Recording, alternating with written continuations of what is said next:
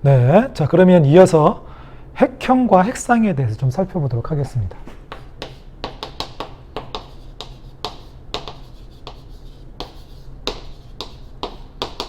자, 이제 염색체 얘기 나오면서 또 이런 유전 얘기 나오면서 이제 핵형이라는 말과 핵상이라는 말 많이 언급이 되어지는데, 자 먼저 핵형이 뭘까요? 자, 용어에서 살펴보면 핵이 가지고 있는 형태라고 생각하면 되는데, 핵은 세포의 중심에 존재하는 가장 중요한 세포의 소기관이죠. 왜? 그 속에 DNA가 들어있기 때문에. 그래서 중요한데, 핵형이라는 것은 핵의 형태, 핵은 원래 동그랗게 생겼죠. 그래서 동그랗게 생겼느냐 네모나게 생겼느냐 이걸 얘기를 하는 것이 아니라, 핵 속에 들어있는 DNA가 뭘 구성한다고 그랬죠? 그죠? 염색체를 구성한다고 그랬죠. 그래서 핵형이란 핵 속에 들어있는 염색체에 대해 그 수, 모양 등의 형태를 핵형이라고 이야기합니다. 자, 그래서 이 핵형은 그 생물이 가지고 있는 고유한 특징이 되어지게 됩니다. 왜 그러느냐? 생물 종에 따라서 핵형이 모두 다르기 때문에.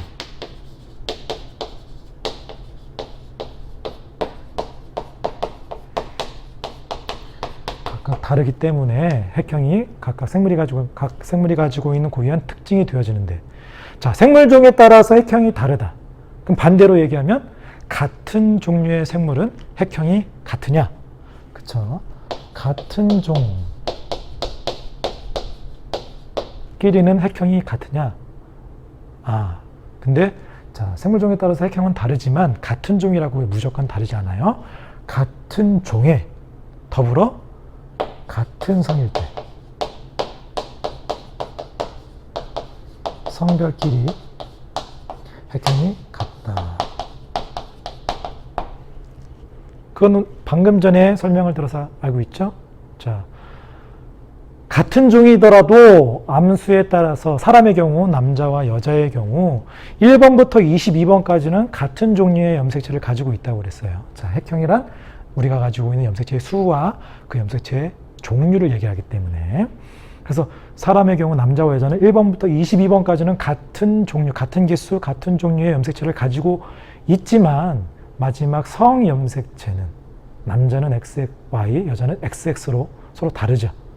그렇죠? 그래서 같은 종이라고 해서 무조건 같은 건 아니고 같은 종의 같은 성끼리는 핵형이 같고, 그럼 같은 종의 다른 성이면 핵형은 달라요. 근데 성염색체는 다르지만 그 외에는 거의 같은 그러한 특징을 나타내게 되게 되는 거죠.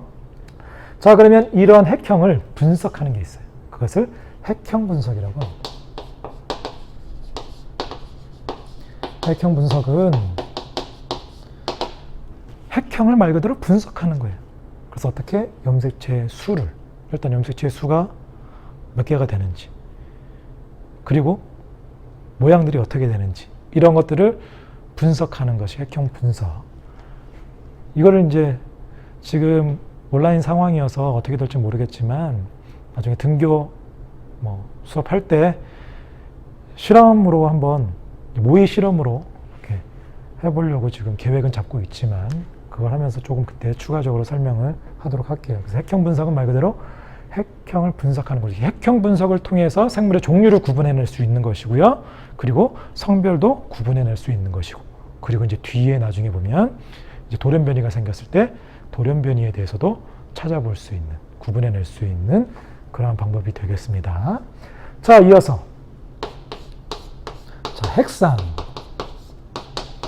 자, 핵형이란 핵이 가지고 있는 염색체의 형태적 특징, 형태라고 설명했던 것처럼 핵상은 말 그대로 핵이 가지고 있는 염색체의 구성 상태, 핵이 가지고 있는 상태, 핵에 대한 상태, 어떤 상태? 염색체를 가지고 있는, 염색체를 어떻게 구성하고 있는지 가지고 있는 그 상태를, 그래서 하나의 생명체 내가 가지고 있는 핵 속에 염색체의 구성 상태를 핵상이라고 하는데, 이때 우리가 가지고 있는 생명체가 가지고 있는 염색체에서 종류가 다른 염색체의 경우, 사람의 경우 1번부터 22번까지, 그리고 성염색체가 한 쌍 있었죠. 그래서 1번부터 22번까지와 성염색체까지를 묶어서 하나의 세트로 묶어서, 자, 한 조씩으로 묶어서 N으로 표현을 해요. N으로. 그래서 서로 종류가 다른 염색체들을 무리를 묶어서 N이라고 표현했을 때, 그래서 아버지로부터 N개 받고 어머니로부터 N개 받아서 우리는 아버지로부터 23개, 어머니로부터 23개 합쳐서 23쌍, 46개를 구성하는 것처럼 우리는 아버지로부터 N개, 어머니로부터 N개를 받아서 EN개의 염색체를 가지고 있게 되는데, 이것도 역시 마찬가지로 세포의 종류에 따라서 체세포의 경우에는 EN개로, 체세포의 경우에는, 그리고 N개로 존재하는 경우도 있죠. 생식세포의 경우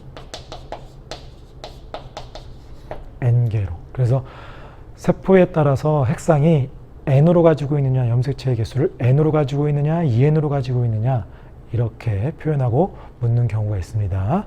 그때 잘 구분해서 활용할 수 있도록 하고요.